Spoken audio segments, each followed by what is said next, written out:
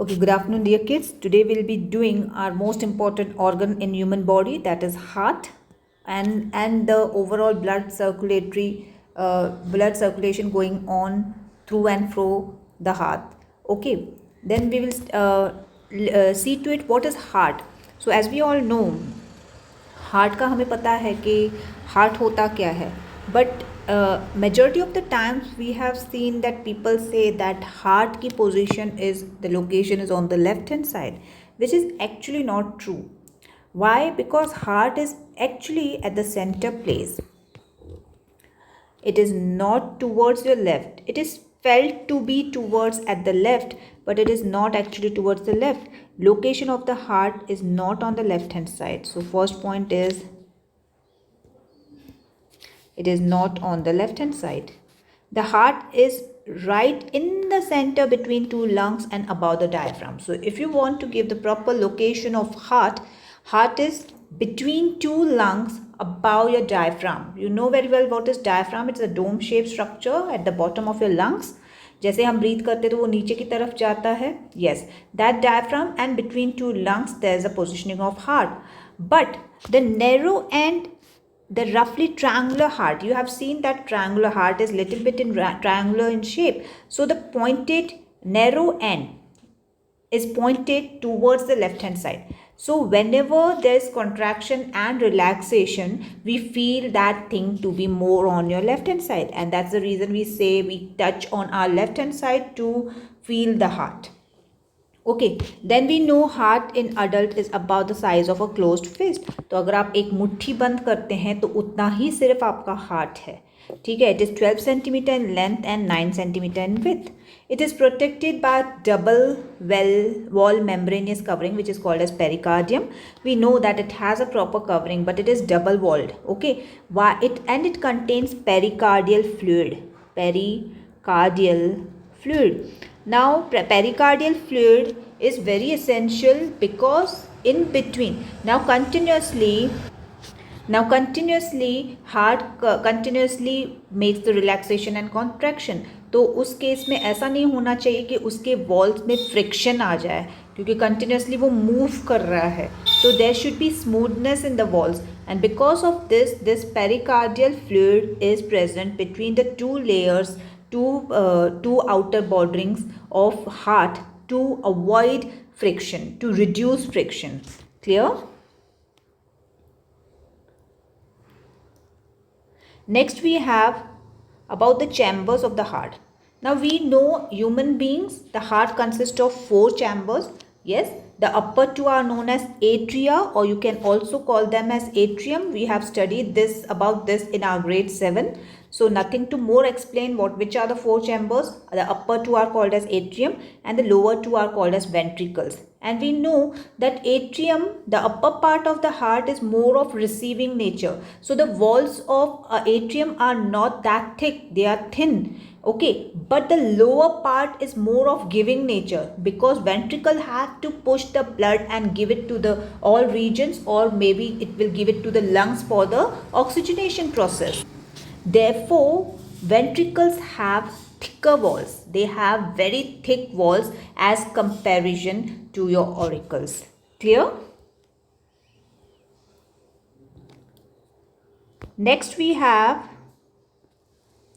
which are the blood vessels which are entering our heart. कौन सी vessels हैं जो हमारे हार्ट में एंटर करती हैं, ब्लड को देती हैं. सो blood vessels which are entering are, first is your superior vena cava.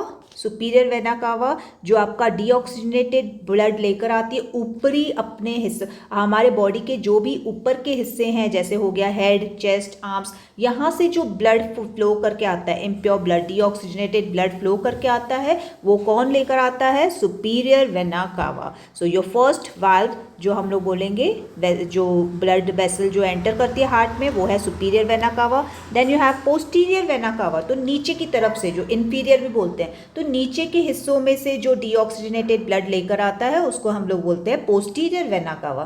Clear? And then we have, अब लेकर आने के तो 2 ऑक्सीजनेटेड ब्लड भी आता है, डीऑक्सीजनेटेड ब्लड जो आता है वो प्यूरिफिकेशन के लिए लंग्स की तरफ जाता है फिर, और ऑक्सीजनेटेड ब्लड जो आता है वो आपके बॉडी पार्ट्स की तरफ जाता है। तो डीऑक्सीजनेटेड ब्लड आपके पोस्टीरियर वेना कावा और इंफीरियर वेना, पोस्टीरियर और एंटेरियर, जो आप सुपीरियर बोल सकते हो, सुपीरियर वेना कावा से आता है। और ऑक्सीजनेटेड ब्लड कौन लेकर आता है? तो ऑक्सीजनेटेड ब्लड आपके पल्मोनरी वेन्स लेकर आते हैं। किससे लेकर आते हैं? लंग्स जो ऑक्सीजनेटेड कर देता है उसको, लंग्स के पास प्यूरिफाई होने के लिए ब्लड जाता है, ऑक्सीजनेटेड होने के लिए ब्लड जाता है। तो लंग्स की तरफ से जो भी वेन्स आती हैं उसको हम लोग बोलते हैं पल्मोनरी वेन्स। और ऐसे हम लोग की 2 फ्रॉम ईच लंग, तो दो दो वेन्स, अगर आप डायग्राम को अच्छे से देखेंगे आपके बुक्स में, तो दो दो वेन्स आपकी टोटल 4 पल्मोनरी वेन्स आपके हार्ट में एंटर करती हैं। क्लियर?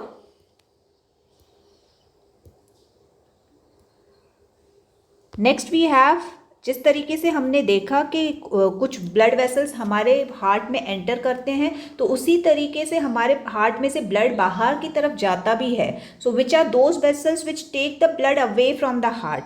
सी एंड व्हाट, जो ब्लड के जो ब्लड हार्ट से अलग लेकर जाता है, away from the heart blood लेकर आता है, उनको हम लोग आर्टरीज बोलते हैं। जो ब्लड अंदर की तरफ लेकर आता है उसको हम लोग वेन्स बोलते हैं। क्लियर?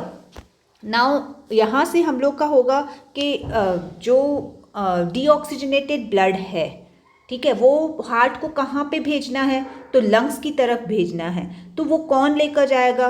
तो पल्मोनरी आर्टरी लेकर जाएगा। मैंने कहा था लंग्स से रिलेटेड जो भी चीज़ होती है हम लोग पल्मोनरी बोलते हैं। तो वहाँ से ऑक्सीजनेटेड ब्लड आया तो पल्मोनरी वीन के थ्रू आया। अब वहाँ पे ऑक्सीजनेटेड होने जा रहा है तो पल्मोनरी आर्टरी के थ्रू जा रहा है। तो your first vessel which is going out is pulmonary artery.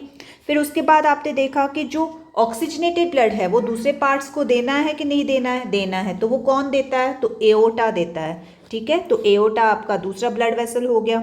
उसके बाद हार्ट की अपनी, देखो हार्ट भी एक ऑर्गन है, तो जिस तरीके से आपके बॉडी के सभी ऑर्गन्स को ब्लड पहुंचता है उसी तरीके से हार्ट के पास अपने यूसेज के लिए भी तो ब्लड आना चाहिए ना।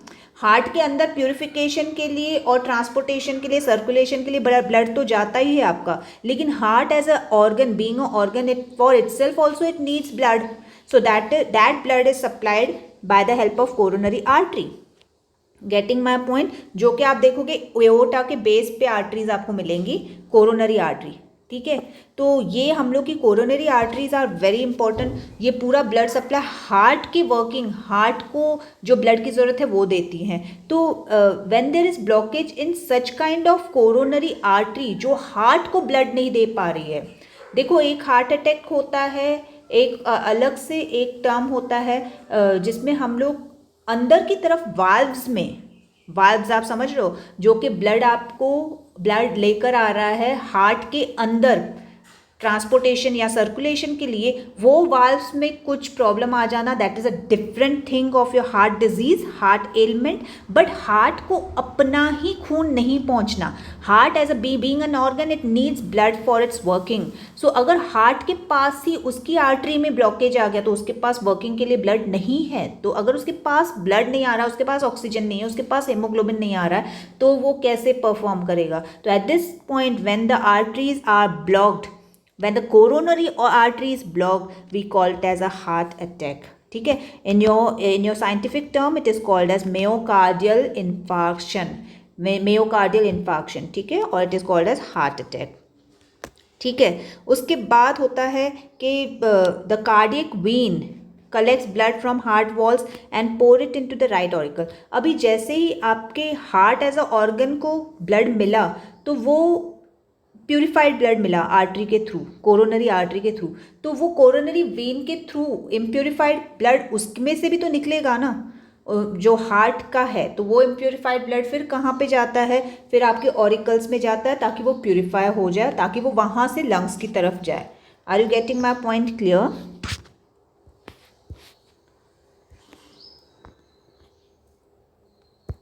Next we have heart it handles so much blood every minute, but it can use only that much which it gets through coronary artery supplying to its muscular walls. वही मैं आपसे बार बार कहना चाह रही हूँ कि हार्ट के थ्रू काफ़ी सारा ब्लड का ट्रांसफ्यूजन, ब्लड का ट्रांसपोर्टेशन, ब्लड का आपका सर्कुलेशन होते रहता है, लेकिन हार्ट अपने आप को जो ब्लड देता है that is very like limited upon, जितना उसको यूसेज है वो अपने लिए भी लेता है. Getting my point. उसके मसल्स, उसके कॉरिनरी आर्टरीज उसको देते हैं ताकि उसके मसल स्ट्रॉन्ग रहें, क्योंकि उसको continuously it has to go with the functioning of relaxation and contraction, so it needs huge amount of energy for this, and that how it will get, that will be supplied if it has oxygen, if it has blood with it, अपने usage के लिए. So coronary artery gives that blood to heart. Okay, next you have we है यहाँ पे, valve regulating the flow of blood in single direction. अब यहाँ पे देखेंगे कि क्या है. See what I have written is now, अगर आप देखें, अब जो हम लोग ने देखा था कि जो वेसल्स ब्लड लेकर आ रही हैं हार्ट को और जो वेसल्स लेकर जा रही हैं, अब हम देखेंगे कि अंदर की वाल्व्स कौन सी हैं. वाल्व्स मतलब एक तरीके से जैसे आपके अपने घर के टैप में आप कोई चीज़ बंद करते हो और चालू करते हो, because there is a valve inside, तो आप उसको बंद करते हो और उसको चालू करते हो. सिमिलरली हार्ट के अंदर भी कुछ प्रकार की वाल्व्स हैं. ठीक है, so we will study about those valves. Number 1 we have, I have written here right atrioventricular valve. Now what is right atrioventricular valve? ये आपके राइट ऑरिकल और राइट वेंट्रिकल के बीच में है. कहाँ पे है? राइट ऑरिकल और राइट वेंट्रिकुलर के बीच में. It has 3 thin triangular leaf like cusps. अगर आप उसको ध्यान से देखोगे वाल्व को, तो उनके जो उसमें से जो बहाव होता है ब्लड का वो 3 दिशाओं में जाता है. So that's the reason it is called as tricuspid, because it has 3 कस्प्स.